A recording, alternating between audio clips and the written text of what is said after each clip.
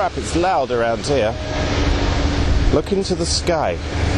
What can you see? Whoa. Number 10, Paternoster Square, is the London Stock Exchange. And, you know, a lot of people might be familiar with this place because of, like, Occupy London. This is the privately owned zone that nobody's allowed to film in, yeah? Just don't tell anyone.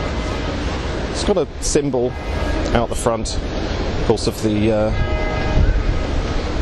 sort of glowing, fiery orb, the torch of enlightenment,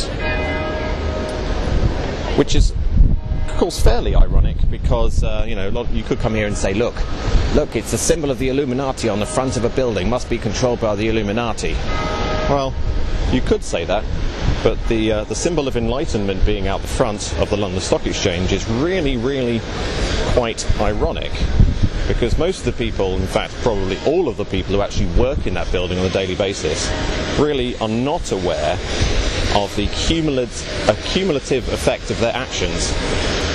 Because essentially symbols like that, although very very obvious, also act very, very subtly just to control people, make them feel like they're part of something really special, a little bit like a brotherhood.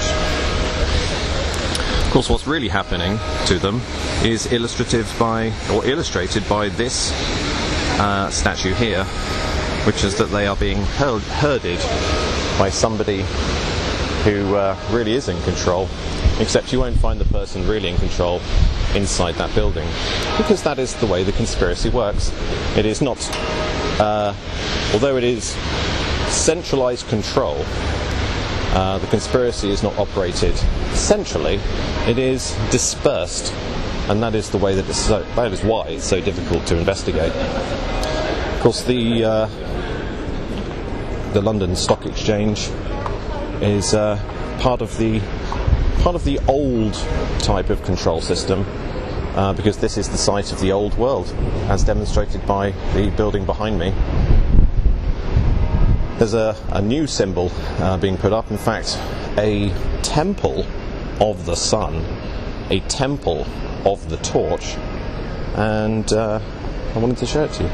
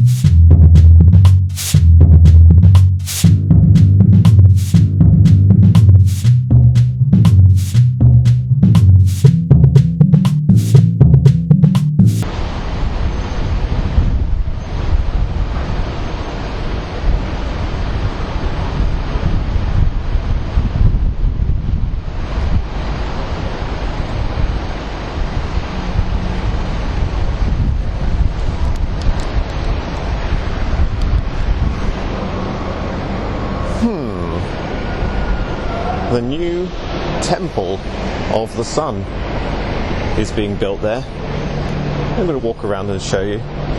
It's called Bloomberg Place, and of course it's the new headquarters for Bloomberg in the City of London.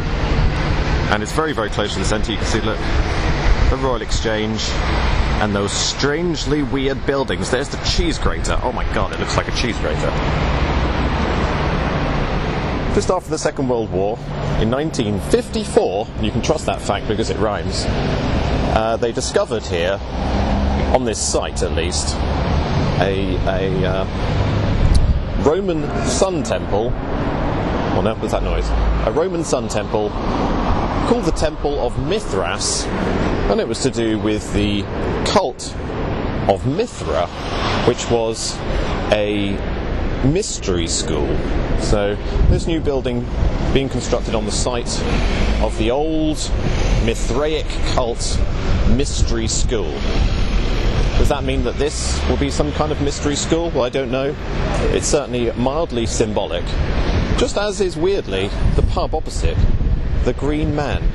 Can you see, like, the pyramid is actually facing towards where the temple of Mithras was discovered and where it was displayed. And the Green Man, is that an important name? Well, strangely enough, I was actually once going to make a video called The Little Green Man. I never made it, but maybe I should have done. The Little Green Man it was going to be called, and it was going to be about the sun, because the sun is the Green Man, or rather the Little Green Man. I thought I was going to get run down then.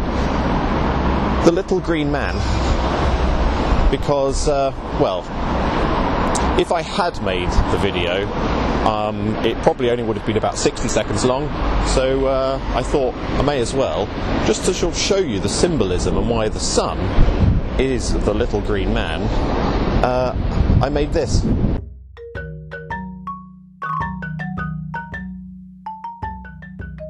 Oh look, it's MS Paint. Oh, you can draw whatever you want, it's amazing, look, it's a car. In astrophysics, there is a principle called Blackbody Radiation, and a good demonstration of this would be a helicopter searching for a small dude who's hiding in the bushes. I don't know why he looks like that. There's a small dude hiding in the bushes amongst the trees, and the helicopter can see it through the infrared camera, because infrared is being emitted from this dude, and if you were to plot what light comes out of his body, which you could actually measure with a little camera up here, and you were wondering what frequency it was and the intensity of it, or it would be called luminosity. I'm not doing this, I'm not actually a scientist, by the way, but it's called a continuum of light. So it's got lots of frequencies, some very low luminosity, and like this bit here is very, very low intensity and low frequency. This is highest, the highest intensity is here. And obviously if you measured that, you'd say, oh yes, it's infrared. If you did that with the sun and plotted its peak luminosity, you would find, and you would measure, that this is green. There is green here. Obviously the personification in the mythology of how this planet evolved, this is the father. It's a man, but it's a little man. Our sun is here for 10 billion years, only because it's very, very small. They're much bigger stars, have a much shorter lifespan, and if they're big enough, they go boom and turn into a supernova, and create things like gold and all the heavy metallic elements, which then create these like little solar systems with a smaller star in the middle, which is going to last for a lot longer, long enough for serious chemical complications to happen on planets. So our sun is very much classed as a small star, and it's a little green man.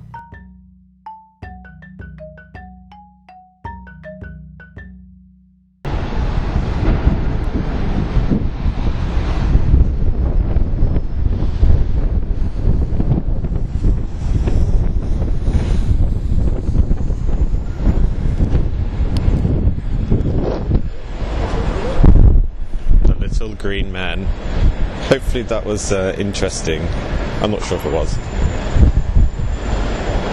So, you know, building a massive sort of golden building on the site of an old Mithraic cult sun-worshipping place would of course insinuate possibly that building is going to be something to keep an eye on in terms of investigating the conspiracy. However, I'm not quite convinced that is the case. I mean, sure, it is symbolic, and sure, the site has some kind of occultic importance, just like this road in general has occultic importance. This is Cannon Street. It's sort of like a long straight road because originally it was a Roman road. In fact, the first Roman road in Roman Britain. That's why there is a There's a pub called the London Stone, and then of course a mythological weird object over there in a small box called the London Stone, which is that. I tried to take a video of it. You can't actually see anything through that box. It's just like a piece of lime. That was the central sort of marker point of the Roman Fort Londinium. Of course, I've actually made a little video about that London Stone before. Do you remember it? That man is looking very shocked and surprised right now.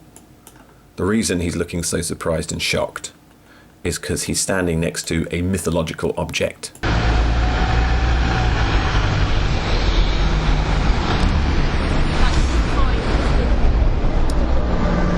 Obviously, Bloomberg, in that they are, well, sort of like professional corporate spies, pretty much. They source sort of data and information about the corporate world and the financial industries, and they sell it for a price. So,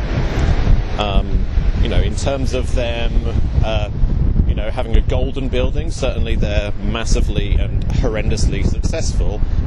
In terms of the idea of the idea of enlightenment, in terms of information which informs your daily life, the torch of Mithras is, very, very apt. But that doesn't really mean that this building is going to be part of a conspiracy. What it means is that the conspiracy is so successful now globally that things like this are like the finishing sort of aesthetic touches that symbolize it symbolizes basically the old world order, because the new world order isn't going to be in that building, nor is it controlled by that building. The new world order is dispersed. It is high tech. It is not based in a single place, because that's not very good in terms of securing your longevity. You need to be nimble, agile, and flighty